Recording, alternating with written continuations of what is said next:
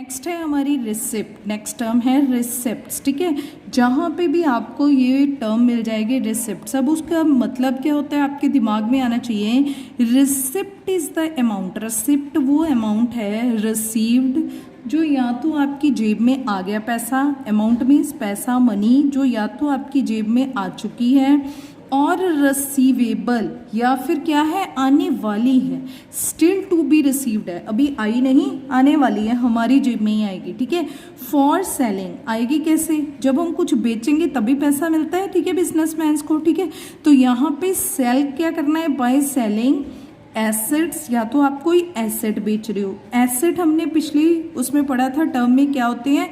Asset mainly 3 तरह के होते हैं। ठीक है, fixed asset, current asset, fictitious. यहाँ पे फिक्टिशियस नहीं, हम फिक्स्ड और करंट की बात कर रहे हैं। ठीक है, फिक्स्ड एसेट का मतलब क्या होता है, जिसका time period more than 1 year है। ठीक है, 1 साल से ज़्यादा का टाइम पीरियड होता है, वो होते हैं फिक्स्ड एसेट्स। ठीक है, जो हमने रीसेल नहीं करने, हमने उसको क्या करना है, यूज़ करना है। जैसे कि हमारा फर्नीचर है, हमारी बिल्डिंग है, हमारी मशीनरी है। ठीक है, जब हम इन्हें बेचते हैं तब भी हमें पैसा मिलता है। ठीक है, जब हम अपने गुड्स बेचते हैं, गुड्स का मतलब क्या होता है, जो करंट एसेट होते हैं। ठीक है, जो हमने रीसेल पर्पस के लिए खरीदे हैं, हमने खरीदे और फिर हम इसे बेच देंगे। ठीक है, तो यहाँ पे ये बेचने के बाद, ठीक है, लोगों को देने के बाद, इन एक्सचेंज में जब हमारे पास अमाउंट या तो आ जाता है या भी आने वाला होता है, ठीक है, तो उसको हम क्या बोलते हैं, रिसिप्ट्स बोलते हैं। ठीक है, तो हमने सिर्फ एसेट या गुड्स ही नहीं देने, और सर्विसेज भी दे सकते हैं हम, सेवाएं भी। ठीक है,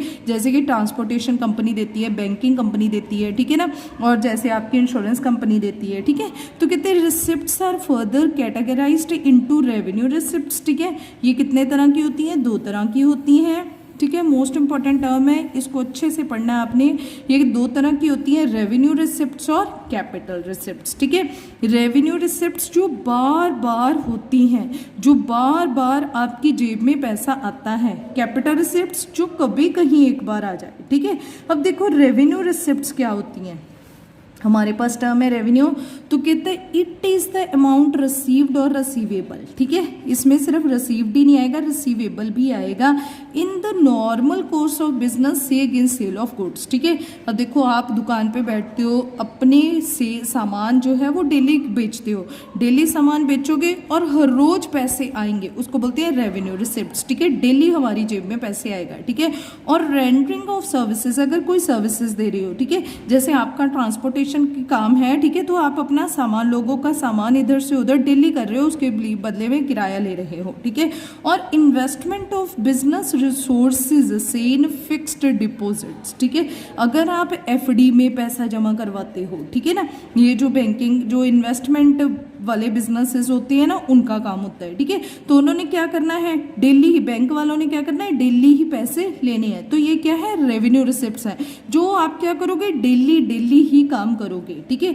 ये फाइनेंशियल इंस्टीट्यूशंस बोलते हैं इनको। ठीक है, जिनका काम क्या होता है, पैसा लेना, पैसे में डीलिंग करनी। ठीक है ना, तो कहते हैं दे आर नोन इन, ठीक है ना, ये शोन कहाँ पे किए जाते हैं, P&L अकाउंट में हम इन्हें दिखाते हैं। ठीक है, नेक्स्ट है case of enterprises in income and expenditure not for profit organisation. देखो भाई, 2 तरह की ऑर्गेनाइजेशंस होती हैं। ऑर्गेनाइजेशंस जो होती हैं, ठीक है, वो कितने तरह की होती हैं, 2 तरह की। एक तो प्रॉफिट मोटिव होता है, ठीक है, पैसा कमाना कुछ का मोटिव होता है, और कुछ नॉट फॉर प्रॉफिट ऑर्गेनाइजेशंस होती हैं। ये मैंने इसमें बता देखो, कुछ तो होती हैं हमारी प्रॉफिट ऑर्गेनाइजेशंस। ठीक है, कुछ तो होती हैं प्रॉफिट ऑर्गेनाइजेशंस। ठीक है, प्रॉफिट ऑर्गेनाइजेशंस कुछ होती हैं नॉट फॉर प्रॉफिट ऑर्गेनाइजेशंस। ठीक है, जो प्रॉफिट ऑर्गेनाइजेशंस होती हैं उनका मोटिव क्या होता है, पैसा कमाना। ठीक है, उन्होंने 2 तरह के ना अकाउंट शो करने होते हैं, जिनको बोलते हैं हम फाइनल अकाउंट्स। ठीक है, फाइनल अकाउंट्स का मतलब at the end of the year ये अकाउंट शो। के फाइनल अकाउंट्स कौन से होते हैं? इनके फाइनल अकाउंट्स होते हैं प्रॉफिट एंड लॉस अकाउंट, ठीक है, जिससे इनकी क्या पता चलती है? प्रॉफिटेबिलिटी, ठीक है। प्रॉफिटेबिलिटी का मतलब इनकी ये एबिलिटी पता चलती है कि इनको प्रॉफिट हुआ है या लॉस हुआ है। ये अकाउंट हम हर साल बनाते हैं, ठीक है। आपने इस साल के एंड में ये बनाना सीख जाना है, ठीक है। नेक्स्ट होती है बैलेंस शीट, ठीक है, जो आपकी क्या शो करती है? फाइनेंशियल पोजीशन, ठीक है। ये आपकी फाइनेंशियल का मतलब एट प्रेजेंट आपके एसेट्स कितनी हैं, ठीक है। आपकी बैलेंस शीट जो है वो आपकी शो करती है एसेट्स कितने हैं, आपकी संपत्ति कितनी है, ठीक है। अब देखो जैसे कि हम किसी के घर पे जाते हैं, देखते हैं बहुत अच्छा बंगलो है, बहुत अच्छी गाड़ी खड़ी है, इनके पास बहुत अच्छा फर्नीचर है, हम कहते हैं कि ये रिच पर्सन है, ठीक है। इसी तरह से एक बिजनेस की, ठीक है ना, फाइनेंशियल पोजीशन क्या दिखाती है? उसकी बैलेंस शीट के एसेट्स, ठीक है, उसके पास अच्छी संपत्ति है, ठीक है।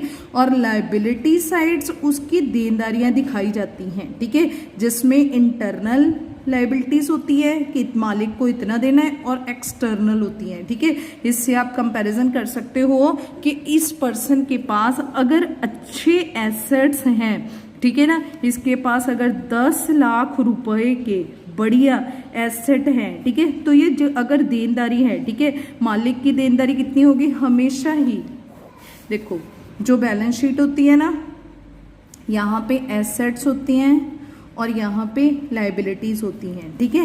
एसेट्स का मतलब यहाँ पे दिखाया जाता है कि आपके पास फर्नीचर कितना है, बिल्डिंग कितनी है, गुड्स कितने के पड़े हैं, ठीक है, आपके पास कैश कितनी पड़ी है, ये आपकी संपत्ति दिखाती है सारी, आपकी एसेट, आपकी प्रॉपर्टी, ठीक है।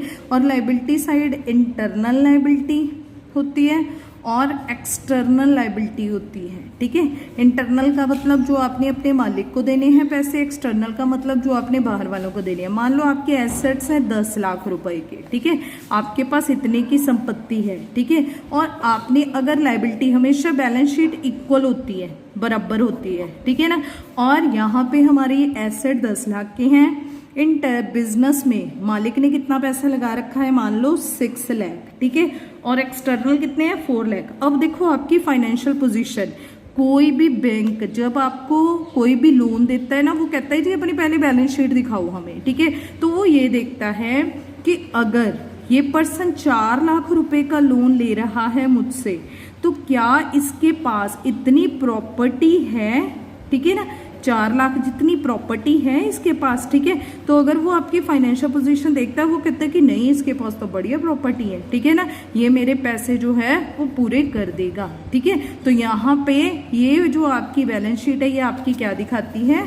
फाइनेंशियल पोजीशन दिखाती है, ठीक है। तो जो प्रॉफिट ऑर्गेनाइजेशंस होती हैं, उनकी 2 तरह के उनके फाइनल अकाउंट्स बनते हैं। फाइनल का मतलब at the end of the year P&L account जो उनकी प्रॉफिटेबिलिटी दिखाता है, बैलेंस शीट जो उनकी फाइनेंशियल पोजीशन दिखाती है, ठीक है। देखो नेक्स्ट है नॉट फॉर प्रॉफिट ऑर्गेनाइजेशन, जिनका नॉट फॉर प्रॉफिट का मतलब जिनका मोटिव पैसा कमाना नहीं है, ठीक है, इन्होंने कोई पैसा नहीं कमाना। अगर इन्होंने कोई पैसा ही नहीं कमाना तो इनको P&L अकाउंट बनाने की जरूरत ही नहीं है, ठीक है ना। तो ये P&L अकाउंट की जगह, ठीक है ना, यहाँ पे इंस्टेड ऑफ P&L अकाउंट कौन सा अकाउंट बनता है? इनका अकाउंट बनता है यहाँ पे इनकम एंड एक्सपेंडिचर अकाउंट, ठीक है। इनका कौन सा बनता है? इनकम एंड एक्सपेंडिचर अकाउंट बनता है, ठीक है, जो बनता वैसे ही है जहाँ जैसे हमारा P&L बनता है, सेम, ठीक है, पर नाम चेंज हो जाता है, ठीक है। नाम उसका P&L अकाउंट है, इसका इनकम एंड एक्सपेंडिचर अकाउंट है, ठीक है। वहाँ पे जो प्रॉफिट आता है, ठीक है, at the end of the year, उसे हम प्रॉफिट बोलते हैं P&L में। इसमें जो आता है उसे हम बोलते हैं सरप्लस, एक्सेस, ठीक है। उस साइड P&L में यहाँ पे हमें लॉस हो जाता है, और इन केस ऑफ इनकम और एक्सपेंडिचर में हम उसे डेफिसिट बोलते हैं, ठीक है। ये दोनों ऑर्गेनाइजेशन हम अभी करेंगे, ठीक है, इस साल आपके पास। तो यहाँ पे इसने इसीलिए बोला हुआ है, ये देखो कहते they are shown in P&L account. ये रिसिप्ट्स जो हैं वो हम कहाँ पे शो किए करते हैं, P&L अकाउंट में शो करते हैं, ठीक है। ऑल जो हमारी रिसिप्ट्स हैं वो हम कहाँ पे शो करते हैं, P&L अकाउंट में। In the case of enterprise, ठीक है, जिनका कितनी कौन सी एंटरप्राइजेस हैं, ठीक है, जो प्रॉफिट मोटिव वाली हैं। और income and expenditure account in case of not for profit organisation, ठीक है। एग्जाम्पल ऑफ रेवेन्यू रिसिप्ट्स कौन सी होती है, रेवेन्यू रिसिप्ट्स अमाउंट रिसीव्ड और receivable against sale of goods, ठीक है। जब आपने गुड्स बेचनी है, गुड्स आप रोज बेचोगे, रोज आपके पास पैसे आएंगे। रेंडरिंग ऑफ सर्विसेज, आप डेली ही ट्रांसपोर्टेशन में सामान इधर से उधर लेके जाओगे, डेली ही पैसा आएगा, ठीक है।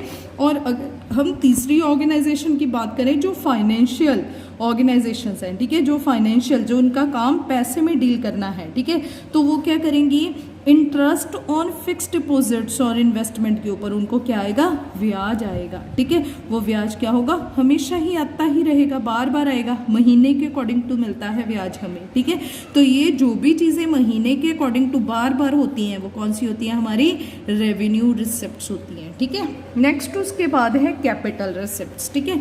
It is the amount received और रिसीवेबल, ठीक है। ये वो अमाउंट है जो आ गया है, रिसीव्ड हो गया है या फिर होने वाला है। ट्रांजैक्शंस कौन सी होंगी, आपकी ट्रांजैक्शंस का मतलब होता है लेन देन, ठीक है। Which are not revenue in nature, जो रेवेन्यू नहीं है, तो इट मीन्स वो कौन सी है, कैपिटल है, ठीक है। कैपिटल का मतलब जो कहीं एक बार आप क्या कर दें, बेच दें, ठीक है। अब देखो जैसे कि आपकी मशीन है, ठीक है, ये सारी क्या होती हैं, फिक्स्ड एसेट्स को बेचने के बाद जब आपके पास पैसा आता है उसको बोलते हैं हम कैपिटल रिसिप्ट्स, ठीक है। और गुड्स को बेचने के बाद, सेल ऑफ गुड्स के बाद जब आपके पास पैसा आता है तो उसे हम क्या बोलते हैं, रेवेन्यू रिसिप्ट्स, ठीक है। उसे हम क्या बोलते हैं, रेवेन्यू रिसिप्ट्स, ठीक है। और फिक्स्ड एसेट्स को बेचने के बाद जो पैसा आता है उसे हम बोलते हैं कैपिटल रिसिप्ट्स, ठीक है। अब कितना, they are shown in balance sheet, ठीक है। ये कहाँ पे शो किए जाते हैं, हमेशा ही कैपिटल रिसिप्ट्स बैलेंस शीट में शो किए जाते हैं, ठीक है। ये कौन कौन सी हैं, जैसे कि अमाउंट रिसीव्ड और receivable for sale of machinery, ठीक है। अगर आपने मशीन को बेचा है, मशीन को बेचने के बाद अगर आपकी जेब में पैसा आया है, ठीक है, वो कौन सा होगा, कैपिटल रिसिप्ट, ठीक है। बिल्डिंग बेचने के बाद, ठीक है ना, अब देखो मशीन हम रोज रोज नहीं बेचते, इतनी महंगी महंगी मशीनें होती हैं, ठीक है। तो यहाँ पे बिल्डिंग बेचने के बाद अगर पैसा आया है, फर्नीचर बेचने के बाद, कई बार हमारे पास जो फर्नीचर होता है वो आउटडेटेड हो जाता है, हम उसे बेच के नया फर्नीचर ले लेते हैं, ठीक है। तो ऐसा जो फर्नीचर बेचने के बाद हमारे पास पैसा आता है, ठीक है, या फिर इन्वेस्टमेंट कर देते हैं हम कहीं पे, ठीक है। हमने किसी के हमारे पास जो एक्स्ट्रा पैसे पड़े थे, ठीक है, बिजनेस में, वो हमने क्या कर दिए, किसी दूसरे बैंक में जमा करवा दिए या फिर किसी भी कंपनी में, ठीक है ना, कहीं पे भी आपने बस वो पैसे in the way of loan दे दिए हैं, ठीक है।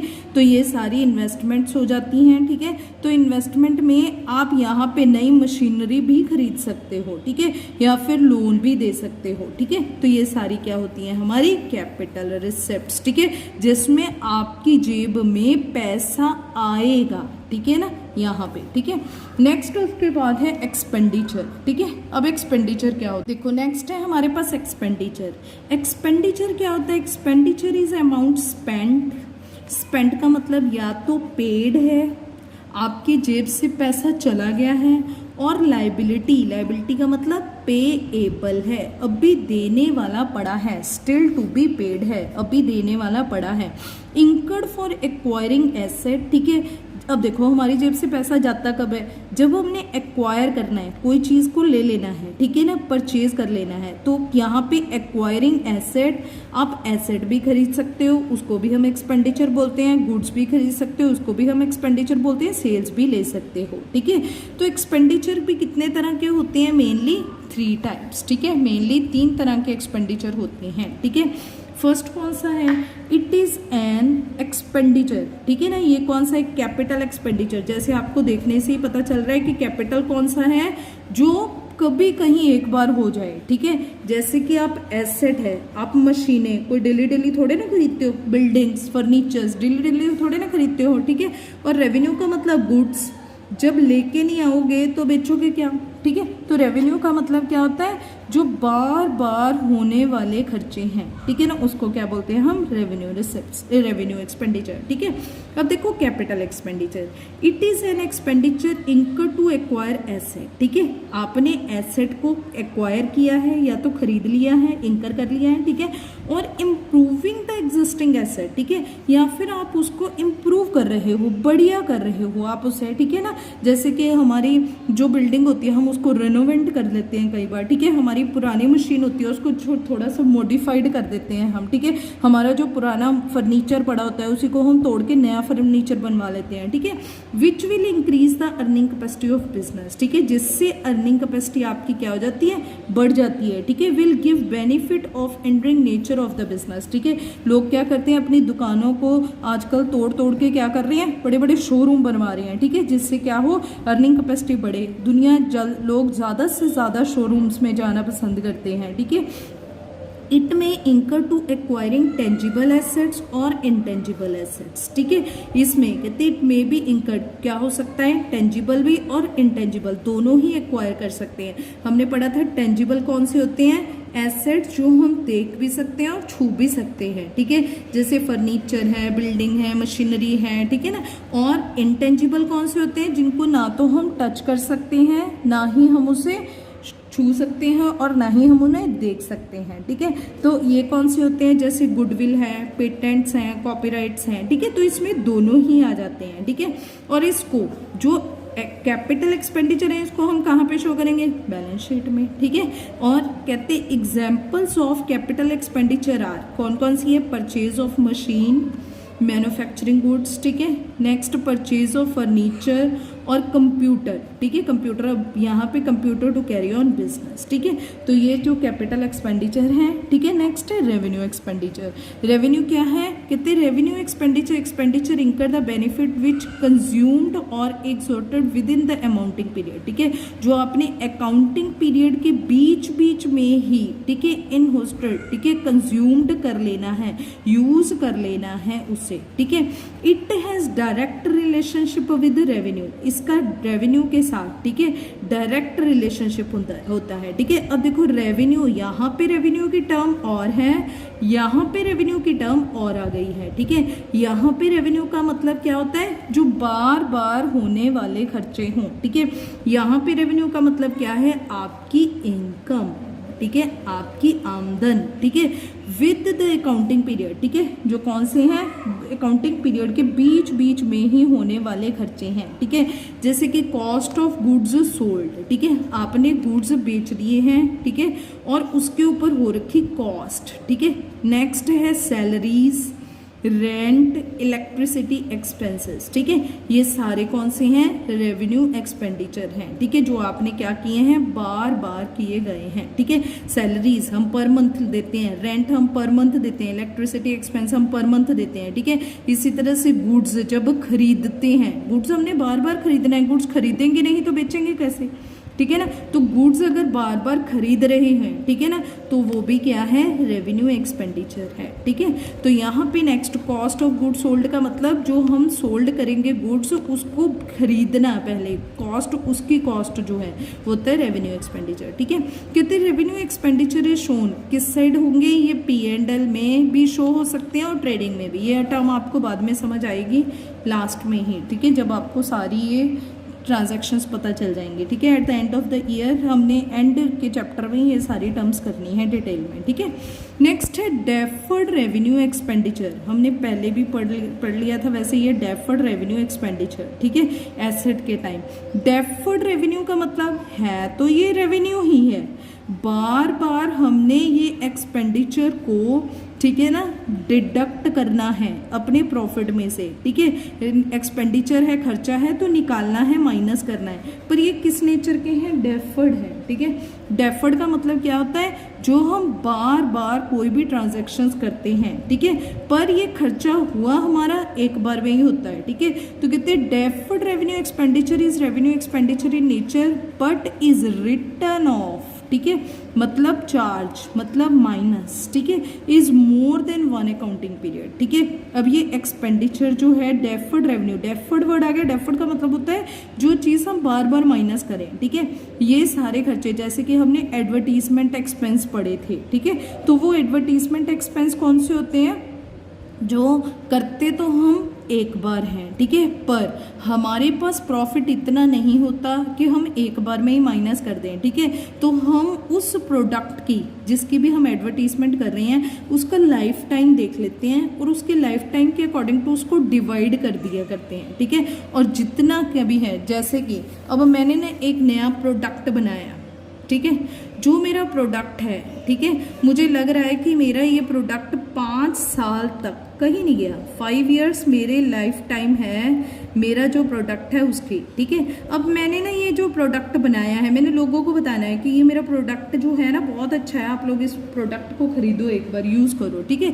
तो उसके ऊपर ना मेरा एडवर्टीजमेंट का जो खर्चा हो गया है, ठीक है, वो खर्चा कितने का हो गया है? मान लो मेरा खर्चा आ गया 1 लाख का, 1 लाख का खर्चा, ठीक है।